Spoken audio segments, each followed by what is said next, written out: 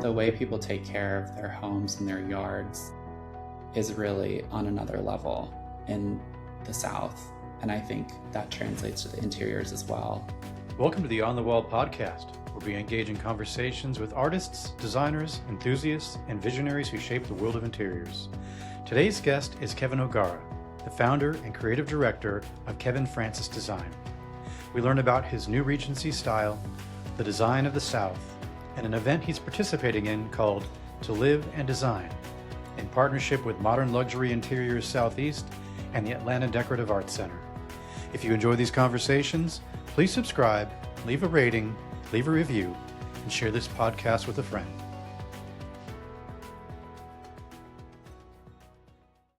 Joining me now is interior designer Kevin O'Gara. Kevin, how are you? I'm good. How are you? Good. So you are from Atlanta, but you're in Los Angeles today, is that right? Yes, I am. What's going on in LA? I have the privilege of dog sitting for my friend out here, which is always a treat. And it's been a great way for me to get to know LA and kind of scope it out because I'm planning on moving next year. Okay, cool. I was from there, so I could probably tell you some things. But so no projects happening out there, just doing a favor for a friend. Not right now, but I'm excited to get to know the design scene better because it's definitely got a different landscape than in the Southeast. And I already know a couple great people out here that have given me the impression that it has a very tight-knit and friendly community in the design scene. Okay, cool. Is this your first time visiting or? No, I've been okay, so you've been out several times, but yeah. Okay. Gotcha. So it's interesting that you bring up the design scene there, because that was actually one of the questions I wanted to get into it with you. So maybe I should let you kind of tell your story. So you're Atlanta based, right? Yes. And I grew up in Atlanta too. Yeah, well, I read that, is it 5 generations? Yes. Deep? So tell me a little bit about that, your family history in the area. Yeah. Actually, on both sides of my family. I'm a 5th generation Atlantan, which is wild.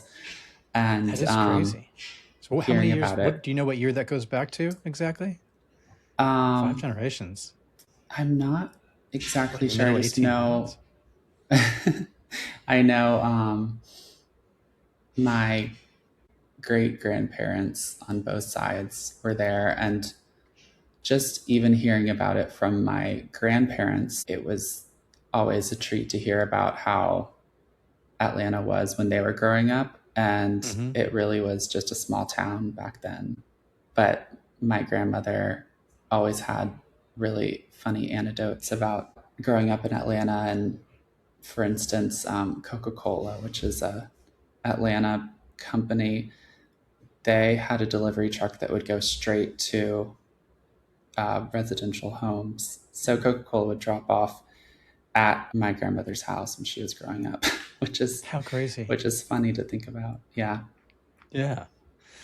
So tell me a little bit about, because one of the things I found fascinating when I was doing a little bit of research is that you at 16 years old started like your own design blog. Is that right?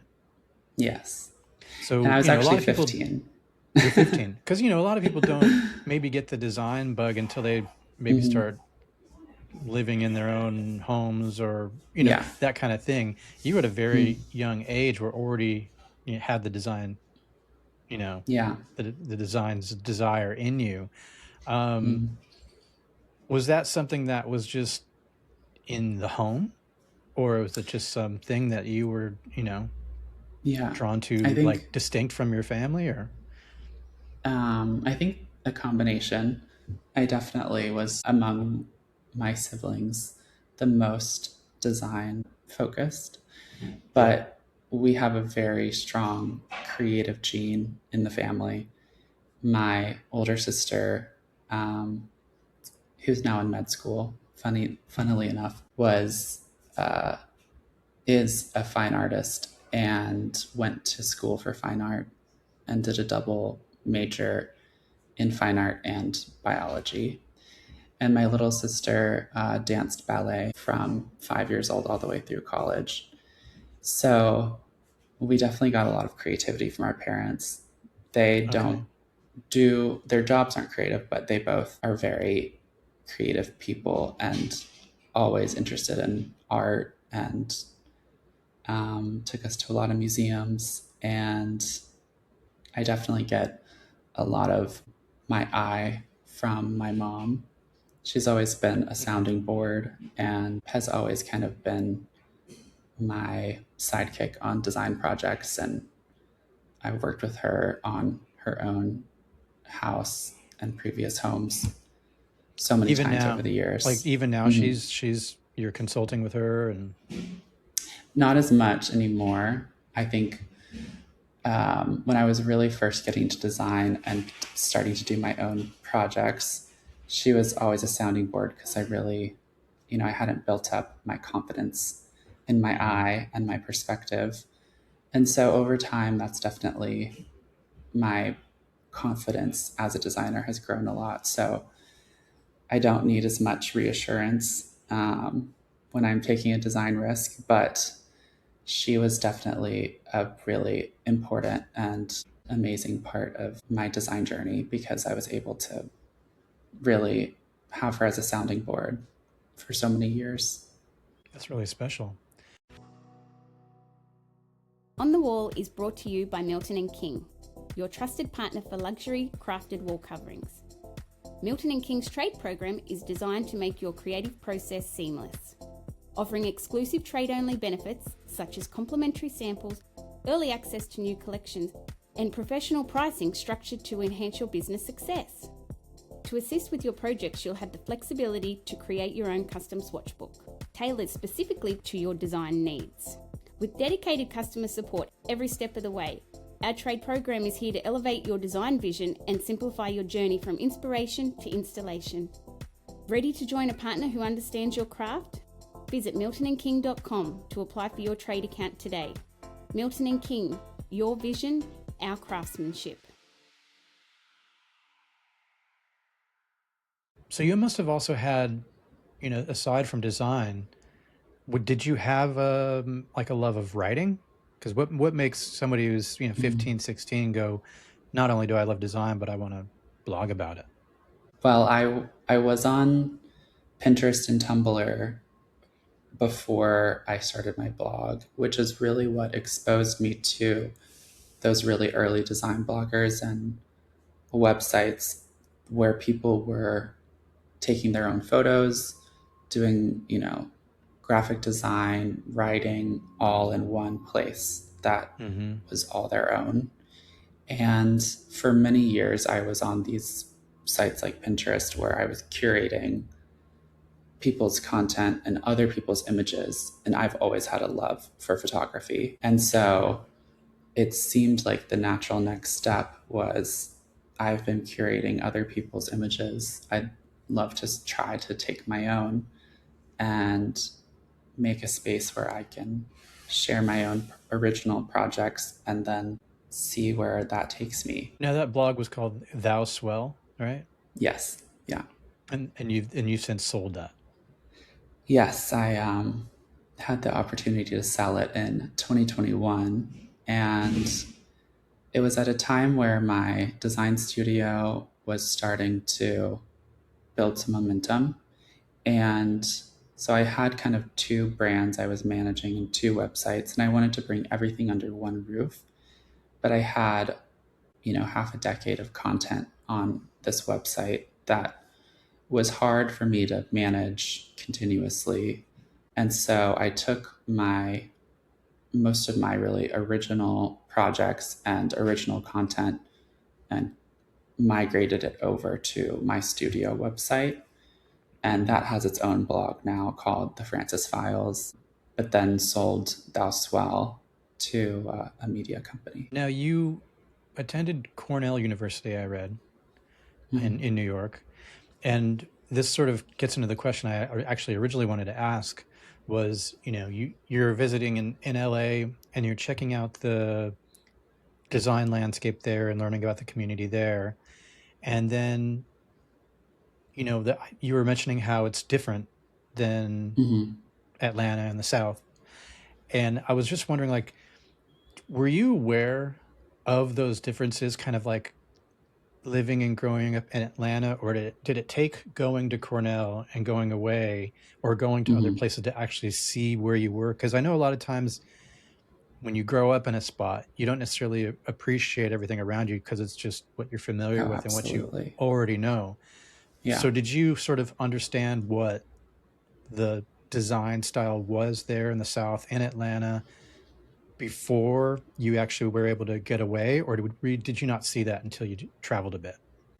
hmm yeah. I think in several aspects, absolutely. I think I always knew that the South had more traditional design, and that there's an appreciation for really classic and traditional design styles.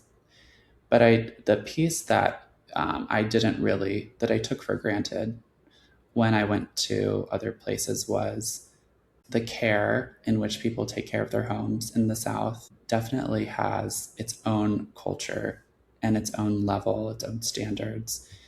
I think, you know, there's always the challenge of different landscapes and climates. We're super blessed in Atlanta to have a really verdant landscape, super easy to grow, lots of plants. And the way people take care of their homes and their yards is really on another level in the South. And I think that translates to the interiors as well. People Hmm. have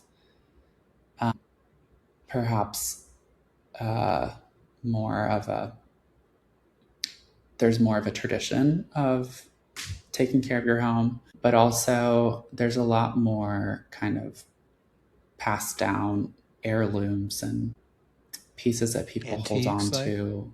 Yeah. And the antiques are something that I grew up with and which I'm really grateful for. It gave me um, this understanding of classic proportions and uh, gave me a really great introduction to classic design motifs and a lot of things that really stand the test of time. Can you expand on Um, that a little bit? The classic proportions. yeah, I think one thing that I've noticed and been grateful for is understanding some of those um, universal design principles that carry through any sort of style, interiors, architecture, even to landscaping, and cl- really classic antiques, especially anything neoclassical, is pulling from that language of design principles that the Greeks and Romans studied and really got right. Those Palladian proportions. And having, not necessarily having some sort of like specific formula, but having a sense of proportion from looking at so many things that carried those principles over time, just having like a sense of that feels right translates not only to buying traditional pieces that are newly made, but even contemporary and modern pieces that don't have all the stylization of a neoclassical piece, but still you have to get the proportions right, no matter what Hmm. style you're going after. And obviously, I'm all about breaking the rules and knowing when to, you know, something needs tension and pushing things beyond. But but overall, that understanding of proportions is something that I feel like I got from growing up around antiques, and I'm super grateful for that. Yeah. The design style that that is in your biography, you call it New Regency. Yeah. Um, Explain a little bit about what that style, what we see when what we hmm notice, or what you notice with that style. How is it recognized? What are the hallmarks of that style? Yeah, I really wanted to come up with a term to describe my style because it's such a mixture of things. And so when I created the term New Regency style, there was a couple things I wanted to capture. I wanted to capture the classic proportions, like I just talked about, that are the foundation of my design language. And Regency both speaks to the neoclassical Regency period of design in Europe, but also Hollywood Regency, which takes classic proportions and exaggerates them a little bit for dramatic effect and has a little bit more of that glamorous edge, which I've always loved. And then New Regency really speaks to my love of combining new and old and the importance of contrast in my design work. I love putting something old next to something new. And that's kind of always my go-to when I'm pulling a space together. I also tend to work in a lighter, airier, like either I'm working a kind of light and airy color palette, or it's really, really moody, but always with kind of restrained color palette. And so those things kind of speak to this fresh color palette that is always sort of an energizing force in my design work and always brings it into the present. So there's lots of different aspects to the phrase, but I think what it captures for me is a classic mix of new and old, with a fresh contemporary color palette. Now, the language that you're speaking when it comes to design, is this something that you had prior to going to school for it? Was this sort of already the language of kind of understanding these concepts, the history, the different kind of schools of thought? Did you have this or prior, or did you sort of gain the language, kind of getting a Mm-hmm. more formal design education? I really find that when I think about running my design blog and all the years I spent looking at looking through other designers' projects, reading shelter magazines, analyzing projects to share on my blog, whether I was like breaking down the room to help my readers shop the look, or I was, writing about the project in my own words. All of that was such an amazing education for me. And I think probably the most important thing I did for my design education.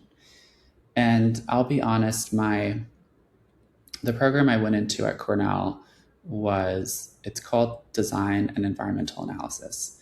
And it's really more of a commercial design focus and design thinking, which is a kind of a strategic role that's more so in corporate environments.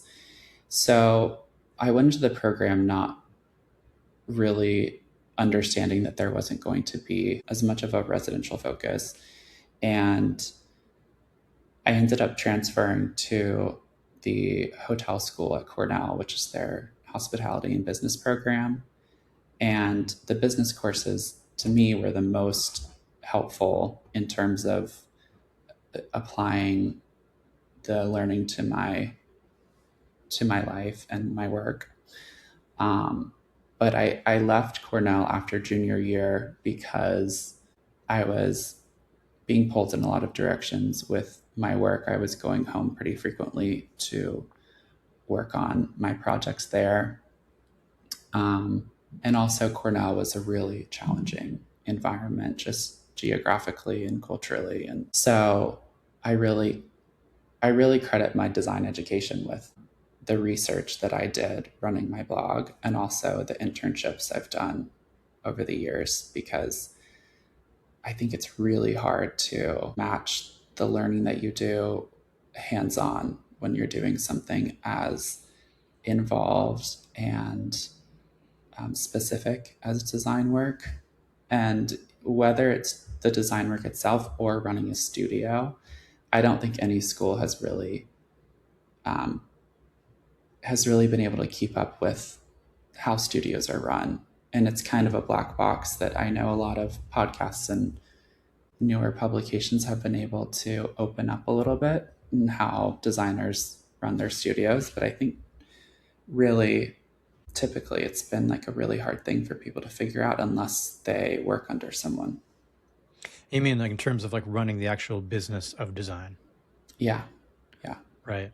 Well, it's interesting that you say that because, as I was reading on your website, you I must have been 21 years old when you started your rug line. Is that right? Yes. Yeah. So this is called the Labyrinth Collection, maze-inspired area rugs. So what I find interesting is that it's a testament to you and your sort of entrepreneurial spirit. Whereas, a lot of young people will say, "Oh, I want to do design," and then they'll go do their education, and then once they're done with their education, they go, "Okay, let me get into the workforce. Let me go work for a design firm or start my business and stuff." You were, from doing your blog at 15 and 16 to in the middle of your education saying, "I'm going to start my own line of designer rugs," which I guess explains a lot why you said you had to go home and work on various projects, because you were already, from what I can tell, a working designer. How is it that someone goes, "I'm going to start a line of designer rugs"? Introducing Benchmade Modern. Tailored sofas crafted just for you, delivered in as little as 4 weeks. Create a custom piece that perfectly reflects your style. Choose from our collection of designs from timeless to modern. Customize the size, then personalize with your ideal fabric, cushion, and leg style. Discover your dream sofa today. Yeah. I'm so grateful for having started my blog because it led to so many unexpected doors opening. And the rug collection was one of those. And it started with a rug showroom in Atlanta reaching out about doing a collaboration together. And it really led me into the rug making process. And that's something that I really fell in love with and have since continued working directly with suppliers in India. But the first collection that I designed was based on these aerial photos I saw of garden hedge labyrinths. And then I started looking at different mazes around the world, finding these really amazing patterns for inspiration. And then I translated the mazes to the rug construction using like a carved design with two materials. And that collection was the starting point of getting into product design, which really is the bulk of my design work now. And it's really amazing and exciting to me to design pieces that go into people's homes and that they use in all these different settings and different ways. But it really was kind of a happy accident that I got into the rug business specifically, because it wasn't necessarily something I was focused on or even imagined doing myself. When I was reading about it, it was pretty intense. The hand knotting and hand tufting and all that kind of stuff. I was reading that some of the expert artisans can do up to 1,000 knots a day, and I can't imagine what actually goes into it. But when you said that you were looking at the mazes, were you basically translating that onto the rugs, like literally, like turn by turn, you know what I mean? Or was it more of like it's an inspired, an inspired thing where you go, I like Mm, kind of this pattern, and so I'm mm. going to translate that onto this rug? Or were you literally taking that exact layout of these mazes and putting it on the rug? Yeah, a couple of them are close or more closely matching real Okay. mazes that I found. A couple Wow. of them are more loosely based. And of course, to get the patterns to either repeat or scale, because depending on the rug, some of them repeat and some of them scale up, and the maze just gets, uh, or the pattern just gets bigger. So uh, a couple of things were adjusted, but Mm-hmm. a couple of them were definitely more closely based on real mazes. So what programs are you working in to design these things? What are you using? So I use Photoshop for a lot of my rug design work Mm-hmm. because a lot of times it's almost like I'm doing a collage. Mm-hmm. And that's kind of how I have approached the design work because I'm also a painter and collagist outside of more as just a, a creative outlet that I love personally. Hmm. And a lot of times when I've done the rug designs, it's kind of been kind of a digital collage, and I can take a pretty rough concept and hand it over to my team in India, and they have their own programs for the design that they always translate it through. So even if I have a rough concept, I can hand it over to them, and they can show me what their CAD looks like, and then I can go back and adjust, and we'll go back and forth like that. Is that the only product line you're I doing? have Or expanded to into wallpaper. I have okay. original wallpaper, and I launched two custom sofa lines last year, Wow. and those are really new, and they're a new upholstery is a new category for me, but they follow the model that I have with the rugs, which is made to order. I don't hold Okay. inventory, Yeah. and um, they kind of have their own niches that they fill. I've got striped upholstery, which is all performance fabrics, very classic stripes, and then floral upholstery, which is um, really embracing my love for chintz, like classic chintz patterns and Mm-hmm. printed florals and woven florals. So those are new and they're really fun. And I'm excited to add chairs and ottomans and benches. Sorry, did you find any like challenges translating into upholstery and that kind of stuff, or did it just feel like a natural evolution into what you're already doing? Um, it felt like a natural evolution, and I'm working with uh, workrooms that I've worked with through my interior design work. So I'm, you know, familiar with the process um,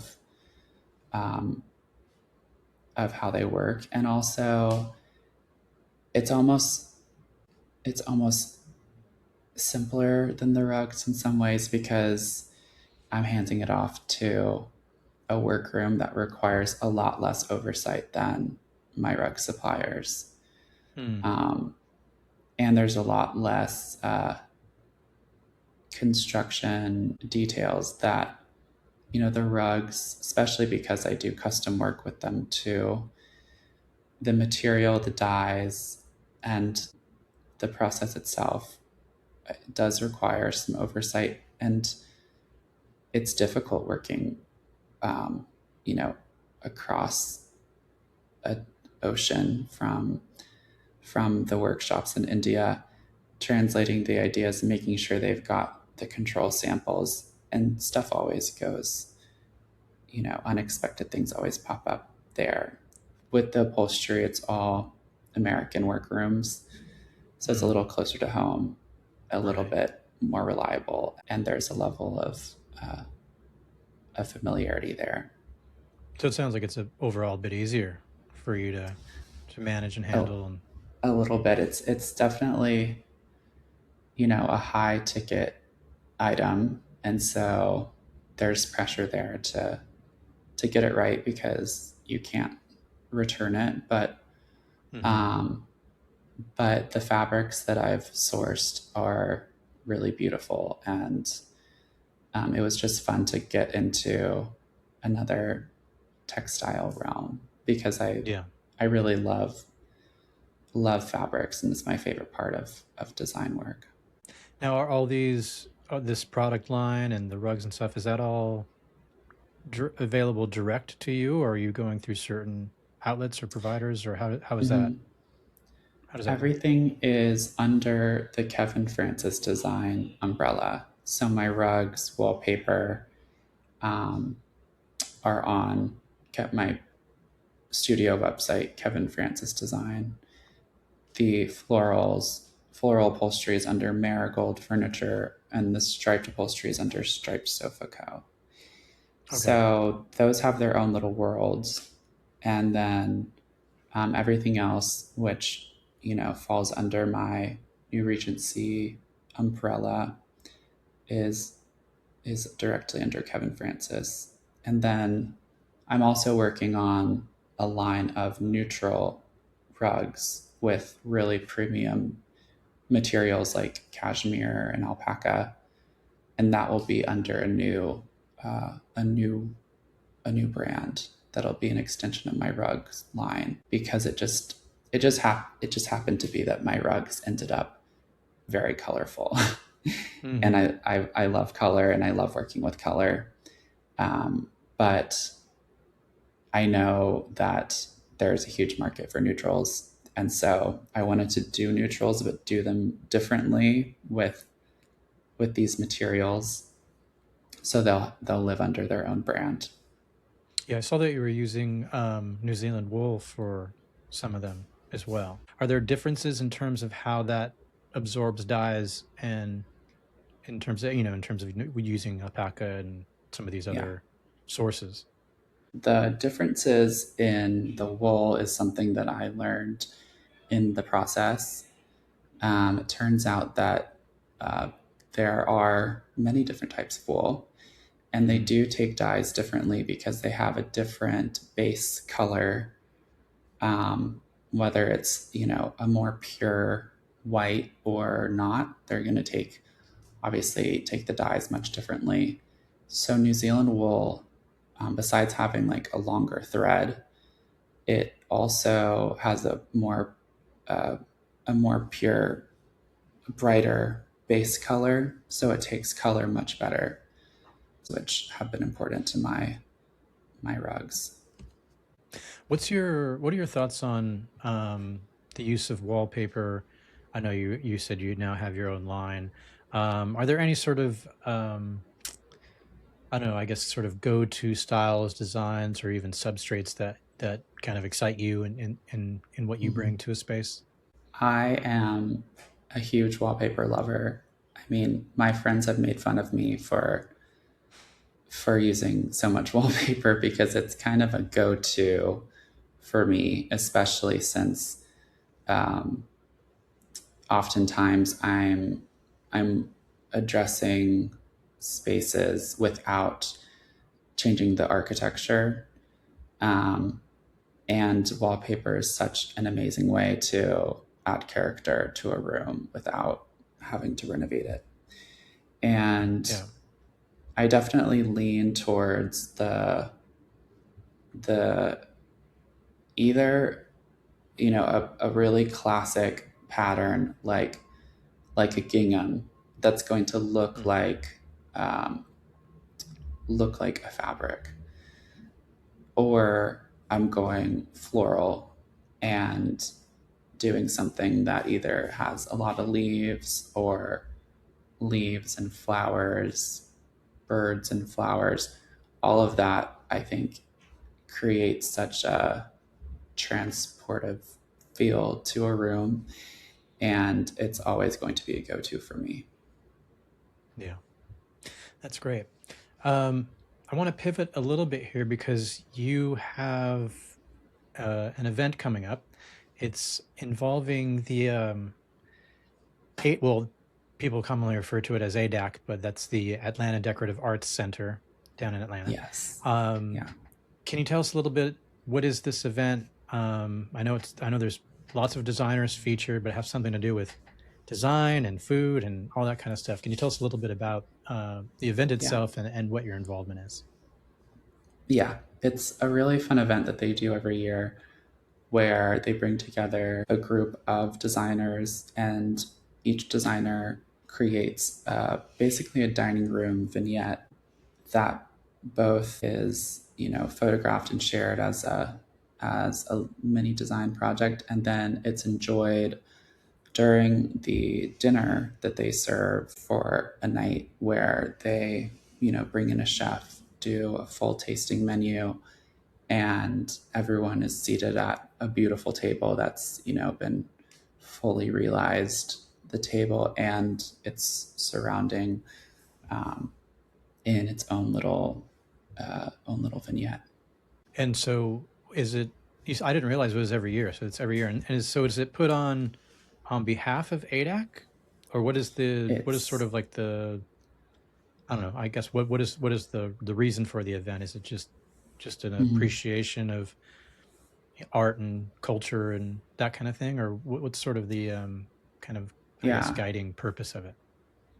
it is. The event is put on by ADAC and Modern Luxury Interiors Southeast, and it really is a celebration of design and food, Hmm. specifically in Atlanta, with the resources at the design center, which the designers pull from for their vignettes at the event, and then the chef that is brought in to do the dinner. The event benefits Meals on Wheels Atlanta, which combats senior hunger in Atlanta. So a portion of the proceeds will go to them. Okay, well that's great. So it's a collaboration between a modern luxury, ADAC, and then it benefits that charity. And so I want to say it must be around 10 designers that I've read about, I think around that number, um, that are all designing. Is there anything you can tell us about what you're doing, or is it kind of a big reveal, big surprise? Yeah, absolutely. So um, the theme for my table is Regency Aviary. And Okay. really, it started with the Milton King wallpaper, which um, has birds and flowers and trees and a silver background. So it's not a really traditional chinoiserie. It's a little bit more tropical. Hmm. And my table kind of pulls from many different styles and places, but it is going to feel a little bit like you're in like a tropical greenhouse, Mm. and there's going to be layers of blue and pink um, and definitely a mix of my my new and old that I always do. Awesome. Can't wait to see it. Um, okay, so how does it? Can anybody go to this, or is it just for certain? Yes, it How does is. someone attend? Uh, Tickets are available for Modern Luxury, and so anyone can get a ticket and go to the dinner. Okay, do they just type in modern luxury into Google, or is there a certain website they have to go to? If they look up Live and Design Atlanta, they will Hmm. they can actually go through ADAC's website to a link to buy the tickets, and it'll also be Okay. available on ADAC's events page, which has all the upcoming design events of the next month. Okay, cool. And is that going to be covered on socials, and will people get to see what everyone's kind of put together? Yes. Yeah, it'll be on socials and in the next issue of Modern Luxury Interiors Southeast. Okay, awesome. There's just one final question that I wanted to ask you, and that's pretty much a question that I ask everybody that comes on the podcast. And so, like, I know, you sound like you're pretty much creative all the time. You're always creating, whether it's the rugs, whether it's the wallpaper, you're designing spaces, which I know can sometimes, I don't know if you ever have creative burnout or anything like that. Yeah. But the final question is always like, what is it that you do to stay creative? Mm-hmm. To kind of keep those juices flowing and stay fresh? What is it that you do to kind of stay creative like that? I find now more than ever that getting off social media and being outside, whether I'm just walking the dogs or I'm taking a hike or I'm laying by the pool, having time away from, the overstimulation of all the images that I see online, really gives me time to refresh my brain and give it space to think creatively. That's a great answer. I've heard similar things from other designers where sometimes they just need to unplug and shut it all off, and that's when, because otherwise you're just constantly being inundated with everything in the world that's out there all the time. So that's a great answer. Is there anything on the horizon or anything upcoming? Where do you prefer that people find you? Are you heavy on Instagram, or you prefer your website? What's the best way to kind of get in touch, see what's going on? You can follow me at KF O'Gara on Instagram, and that's where I share everything from all the projects and product design and brands that I'm working on. And so that's probably the best place to keep up with all the spokes of my design wheel. Awesome. I'll definitely link that in the show notes below this episode. So check that, click that, give Kevin a follow, and check out what he's doing and everything he's got going on. Kevin, thank you so much for your time today. I appreciate it. Thank you. Thank you so much for having me.